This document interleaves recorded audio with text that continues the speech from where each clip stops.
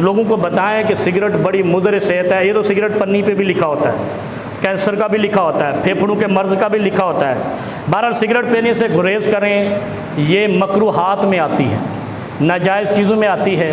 اس کا فائدہ کچھ نہیں ہے. اس کی جو سب سے بڑی وجہ ہے وہ ایک تو یہ ہے کہ آپ کے پھیپھڑے خراب کرتی ہے، دوسرا آپ کا پیسہ جلاتی ہے، فضول خرچی میں آتی ہے. اس کا کوئی فائدہ نہیں ہوتا. اور یہ ایسی مسکر چیز نہیں ہے کہ جس سے آپ کی عقل چلی جائے. لہذا سگریٹ نوشی مکروہات میں سے ہے، ناپسندیدہ چیزوں میں سے ہے. اس سے توبہ کرنی چاہیے. اس کا کوئی فائدہ نہیں ہے، اس سے بچیں. لیکن ایک چیز اس نے بڑی ٹیکنیکل لکھی ہے کہ سگریٹ پینے سے 1,60,000 افراد سالانہ بیماریوں کا شکار ہوتے ہیں سگریٹ کی وجہ سے. اور اس میں روزانہ کی تعداد لکھی 438 بنتی ہے. 438 لوگ روزانہ بیمار ہوتے ہیں جو سگریٹ کے عادی ہیں. اور تیسری بات انہوں نے لکھی ہے کہ روزانہ 1200 بچے نئے سگریٹ کی عادی بن رہے ہیں. اس کو روکنا چاہیے.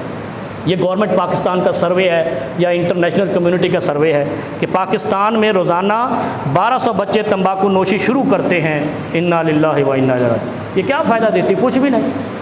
لکڑی جلا کے سونگ لی اور کچھ نہیں. اللہ سے پناہ مانگے. اور دوسری بات جو سب سے بڑی ہے، پیاز لہسن کھا کے مسجد میں آنا منع ہے کیونکہ بدبو آتی ہے. سگریٹ والے کے منہ سے بھی بدبو آتی ہے، دھوئیں کی اسمیل آتی ہے. لہذا اور آپ نے دیکھا ہوگا سگریٹ لے کے کوئی بھی مسجد میں نہیں آتا. تو جو چیز آپ مسجد میں نہیں لا سکتے کیوں پیتے ہو یار؟ اس کا فائدہ کیا ہے؟ نقصان کے علاوہ کوئی اس کا فائدہ نہیں ہے. اس لیے سگریٹ کو چھوڑ دیں. ڈپٹی کمشنر صاحب نے لکھا ہے سگریٹ چھوڑ دیں. انسداد تمباکو نوشی کا دن ہے، پتہ نہیں کون سا دن ہے ان کا، وہ اس دن منانا ہے انہوں نے. اور فضول خرچی ہے، فضول خرچی سے بھی گریز کریں کیونکہ ان المبذرین اخوان الشیاطین. جو فضول خرچ ہیں وہ شیطان کے بھائی ہوتے ہیں. تو شیطان کے بھائی کیوں بنتے ہو؟ اللہ سے ڈرو، مومنوں کے بھائی بنو اور سگریٹ نوشی چھوڑ دو.